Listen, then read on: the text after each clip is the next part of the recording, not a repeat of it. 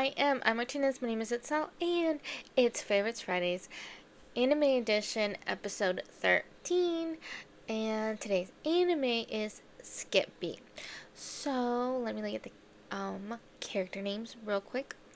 So it follows this girl named Kyoko, and I'm not sure what happened to her parents, but she was taken in by this family that had a son that was her age, and they were childhood friends, and his name was Sho. So he was really talented, and she always supported his musical career. He was a singer, and she moved from like the town that they lived in. Like his family like ran like a resort or hotel or something. I think it was a resort. Um, and they always dreamed that she would like marry him, and then they would like continue like the business and stuff, but that's not what happened. He like moved to Tokyo to pursue his career, and she moved with him to help support him.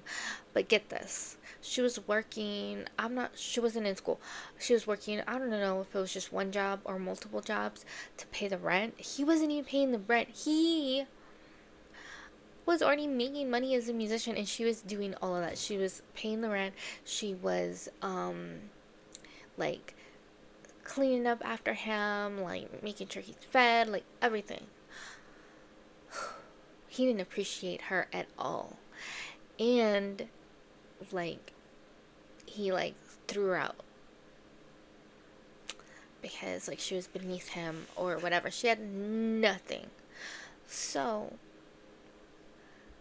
she decided she wanted revenge.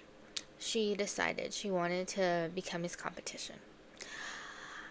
She's not a singer though, and she wasn't sure she was really talented, so she kept bugging like an agency that was like the competitor of his agency until she finally got a break and she got an audition. So that got her foot in the door. Like she would not relent, and a lot of the reason why she got a lot of backlash from a lot of the people that work there was because everybody else, like, they really love acting or singing, like whatever their talent is, like that's what they love, that's what they enjoy doing. Her, it's for revenge. It's not because of like you really love this, but two, they got so angry that you were so good at this. Like, you have natural talent and you don't really even want it. You you want it to like mess somebody else's life up basically, and that is right with so many of them, especially like the highest person there talent wise, who ends up being Ren. And it turns out that Ren and Kyoko have a past, like they met in the past, but she doesn't know that because I think he went by like a nickname or something, so she just knew him by the nickname. Because I guess like his name translated means corn, and so she would call him Corn. And yeah, so she hasn't connected the dots.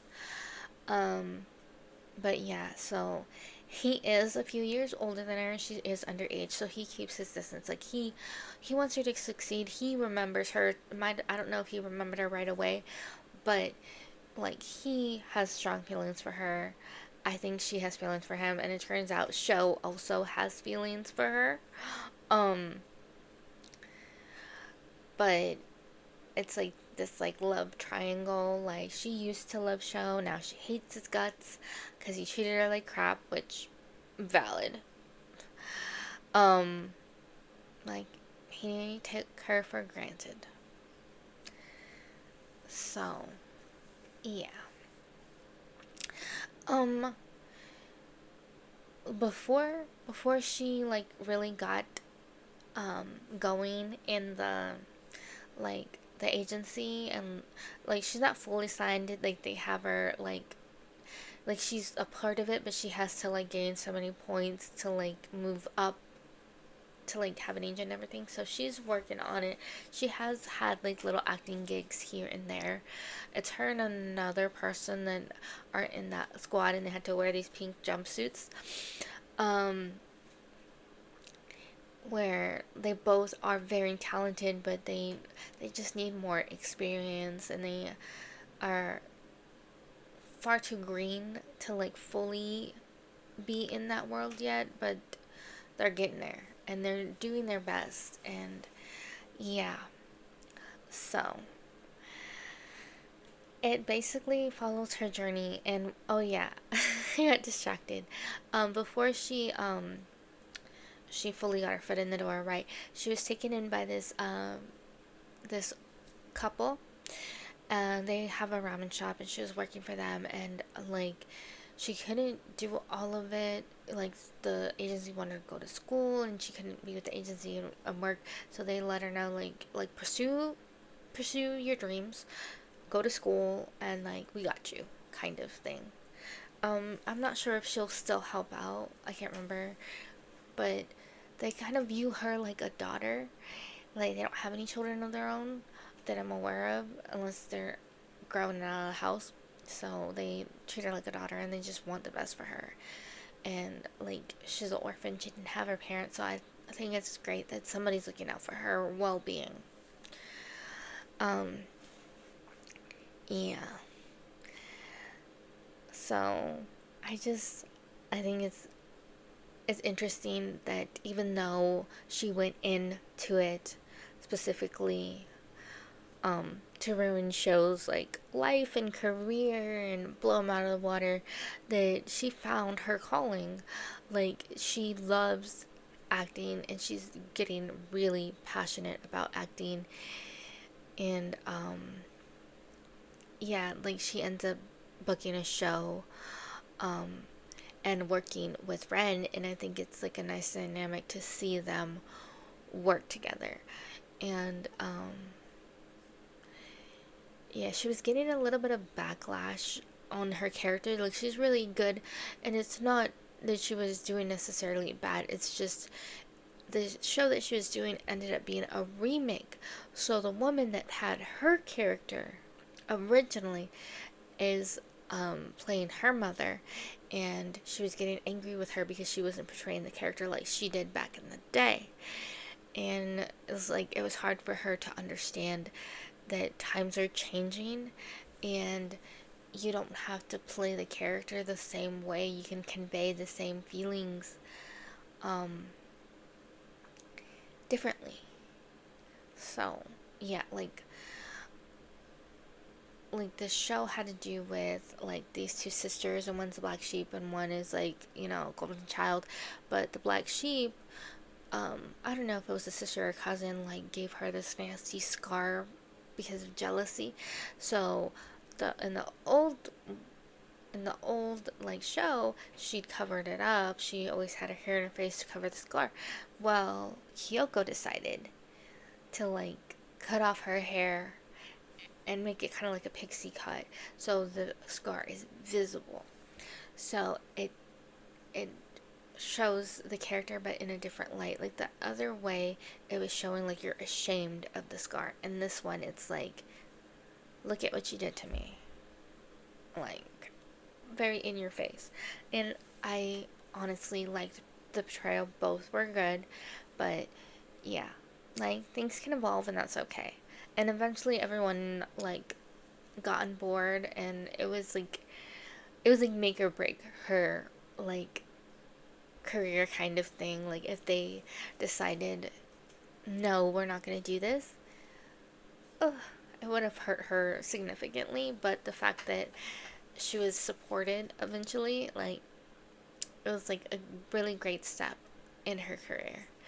And I love that. I love that we get to see her like grow, and she had like little jobs here and there. Like there's one job where she has to dress up like a chicken for a talk show, like like those like kind of game shows where it was like a mixture. Like it would be like kind of like a talk show, and then they have like little parts when they're not talking where they like have little game things going on in the background. So it was like pretty interesting. And yeah, it's just seeing like people come around and accept her, like Ren and all the different people from the agency. There's this little girl, I can't remember her name right now, but she's like the granddaughter of the person that runs like the agency, like the president. And like I guess everybody that knows who she is treats her like really well. And I think Kyoko was the first person to be really honest with her, and she liked that. And yeah, she was nice to her, but like she told her the honest truth, which nobody does, and she liked that and she respected that, and they had like a really good bond, and like she became like her favorite person. Because Kyoko understands, like, yes, I get that everybody wants to coddle you and everything, like your life is hard, your mom passed away, your dad's abroad, you live with your grandfather, but like sometimes you just need to hear what's really going on, even if it's hard to hear. So yeah. And she's a little, like 6 or 7, maybe 8, but little. So it's like, I get that, but it's like, you need to have some tact. Like, you can't tell little kids the honest truth like you would an adult, you know? So there's that. But she's still a teenager and she's still learning. Um, she'll get there eventually. But overall, I like it. I wasn't sure how I was gonna feel about it. It's a comedy anime, so if you are in the mood for something comedic, definitely check out Skip Beat. But I like that even though she started out like really angry and really only doing this for revenge, it ended up being that she found her calling. Like she found like what she was meant to do. And I know acting isn't like the norm, it's typical, but if that's what you love, pursue it. And that's what it came out to be like that, and it like stopped being about show and getting back at show, and it just became about living your dream, and that's amazing. And I like that Kyoko was finally able to like, you know, move forward, like, and not just have her mind always thinking about him and revenge and getting back at him. It's just like, girl, no, live your life. Don't let that man tie you down to him anymore. Be happy. And eventually she got there, and she's surrounded by really great people, people that support her and care about her. So even though she started out doing everything for the wrong reasons, she ended up where she was supposed to be. So I like that at the end of the day. Let me know what you think. I'm pretty sure you can find it on Crunchyroll. I just don't know if it's dubbed there. And I don't know, I can't remember if they had it on like Hulu/Disney Plus. I can't recall. Sorry.